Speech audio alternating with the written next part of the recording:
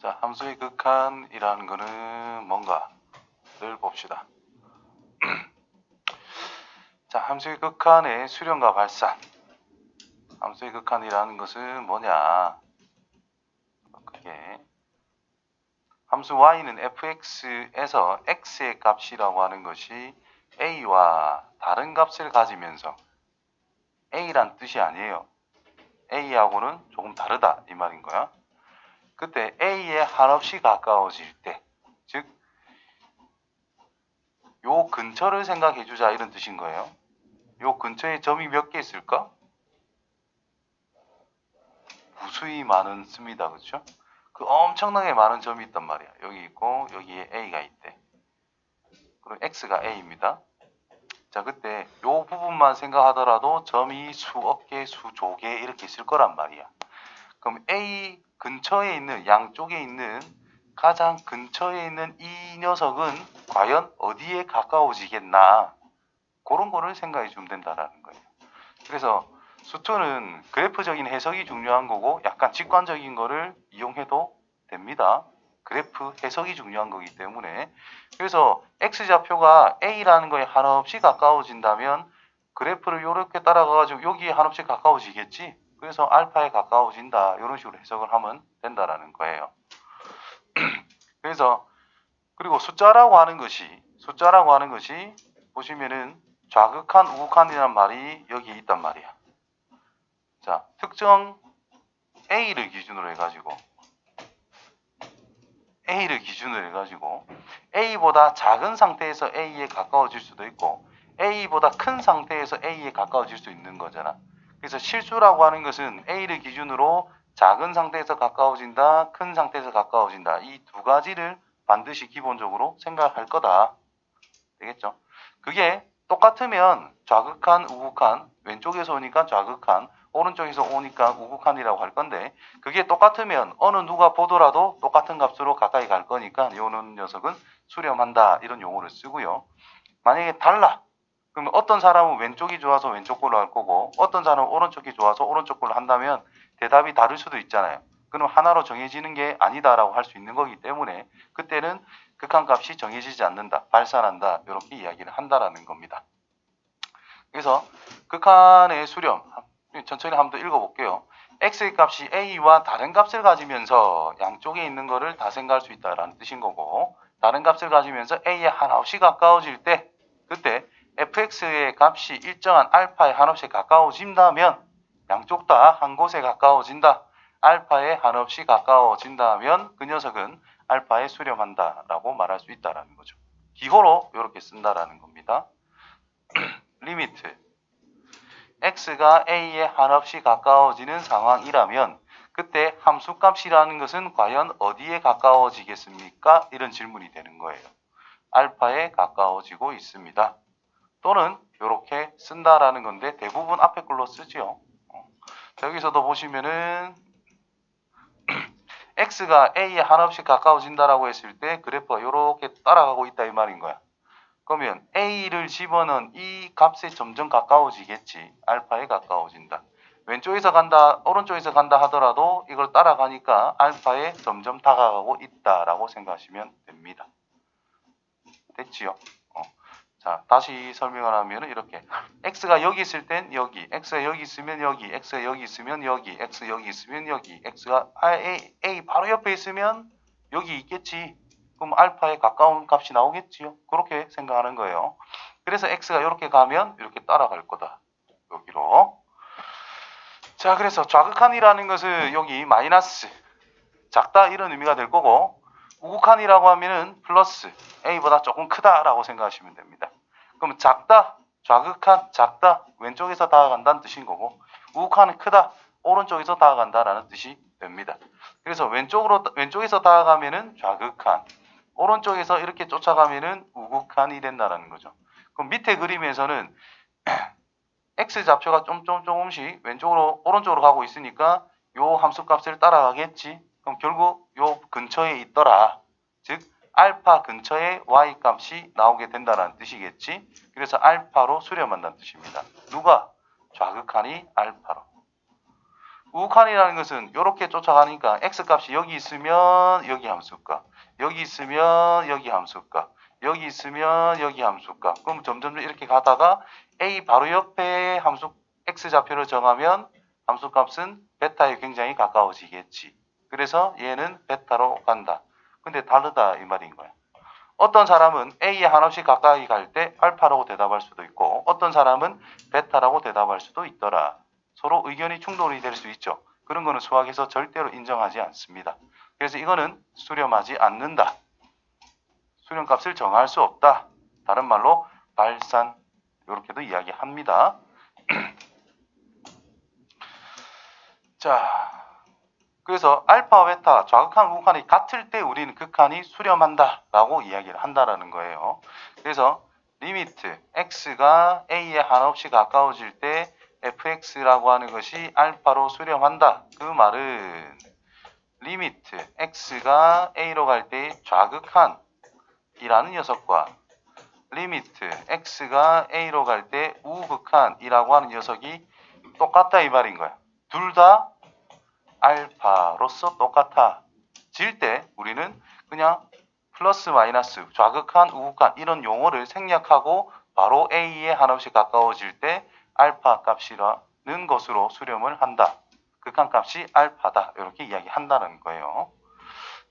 자, 극한에 대한 성질은 기본 전제 조건 이겁니다. 수렴할 때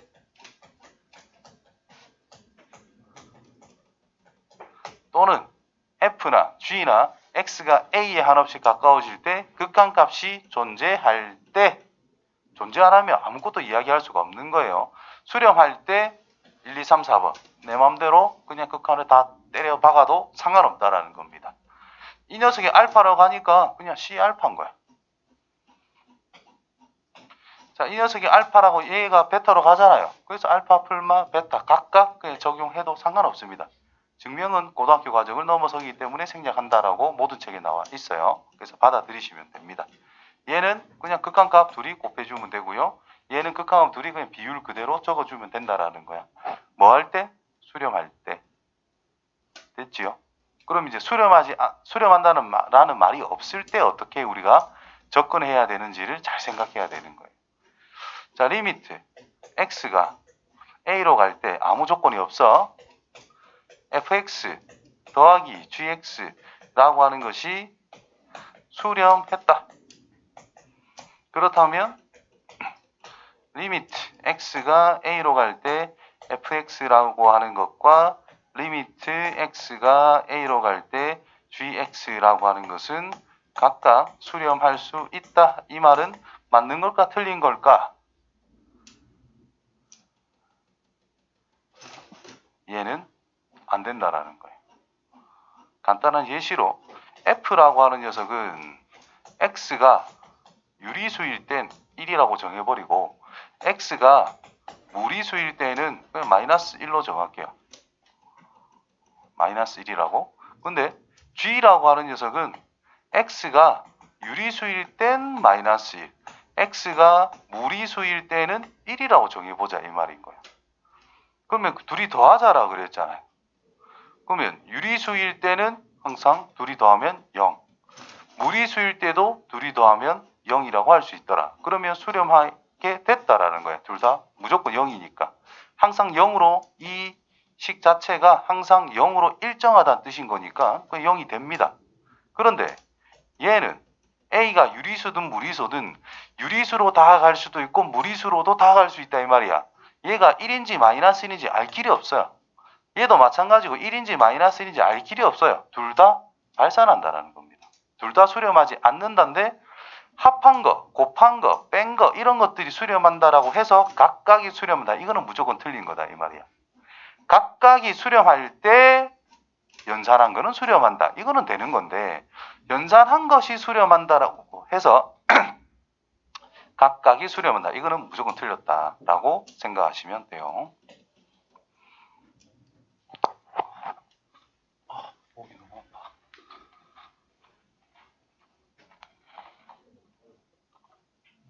오늘 쉽지 않아요. 맞불 교과서 그냥 그 예습이나 좀 해봐.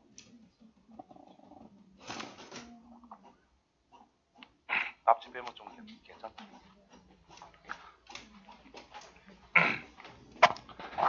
자, 그 다음 극한의 대소관계를 생각할 건데, 극한이라고 하는 것은 정확한 위치를 이야기하는 게 아니에요. 그 근처를 생각해보자 라는 뜻인 거지, 정확한 값을 이야기하는 게 일반적으로 아닙니다. 그렇기 때문에 자, fx라고 하는 것이 1 플러스 x분의 1이라고 생각해보고, gx라고 하는 것을 1 빼기 x분의 1이라고 한번 해보자. 그럼 x가 양수일 때만 생각을 할게요. x가 양수라면 fx가 큰 거야, gx가 큰 거야? f가 무조건 클 수밖에 없잖아. 그쵸? 그러면 x를 무한대로 한번 보내보자라는 거예요. 즉 x분의 1이라고 하는 그래프를 생각하면, y는 x분의 1이라고 하는 그래프를 생각하면 우리가 반비례 그래프라는 걸 알고 있는 상태거든.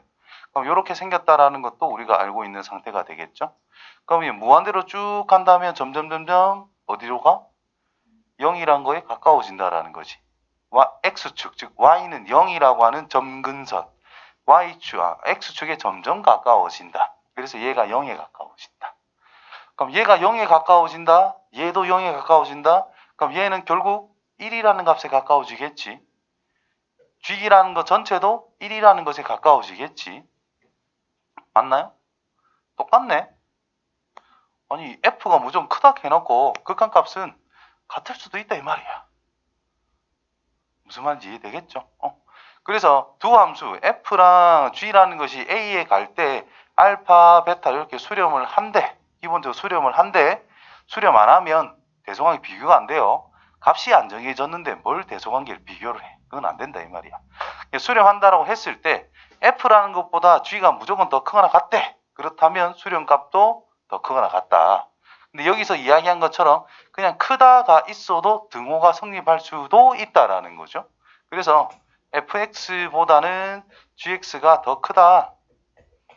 그래도 알파, 베타 할 때 이 등호라고 하는 것을 반드시 써줘야 된다라는 거. 극한값 할 때는 등호가 반드시 들어가야 돼요. 그 다음에 어떤 h라고 하는 함수가 여기에 끼어 있어. f랑 g에. 근데 얘 둘이가 수렴하고 있는 상태거든. 수렴한다는 전제를 깔아 놓은 거예요. 얘도 수렴하고 얘도 수렴하는데 그 수렴값이 같대. 그러면 이 h는 어떻게 되겠어? 그 사이에 끼어 있는 상태인 거니까 샌드위치처럼 콱 들어가는 거거든요. 그래서 같을 수밖에 없다. 다시 말해서 g라고 하는 것이 어떤 알파라는 값에 수렴하게 된대. 여기 y는 알파. 됐냐? 그러면 f라고 하는 것은 이렇게 수렴하는 상태가 될 수밖에 없겠지. 둘 다 같은 곳으로 수렴한다 그랬거든. 그럼 h는 그 사이에 움직이는 거잖아. 그 사이에 있는 거니까 뭔지는 몰라도 뭐 있을 거란 말이야. 초록색깔 밑에 있는 색깔이 절대 넘어갈 수가 없어. 그럼 뭐 따라갈 수밖에 없겠지. 그래서 얘가 알파가 될 수밖에 없다라는 겁니다. 팍 붙죠. 그래서 이런 거를 샌드위치 정리라고 이야기를 한다. 자, 참고로 여기서도 마찬가지 등호가 없어. 그렇지만 극한값은 같을 수도 있다라는 것이고, 그것이 똑같이 알파 값으로서 샌드위치 정리에 따라 수렴할 수밖에 없다라는 내용이 됩니다.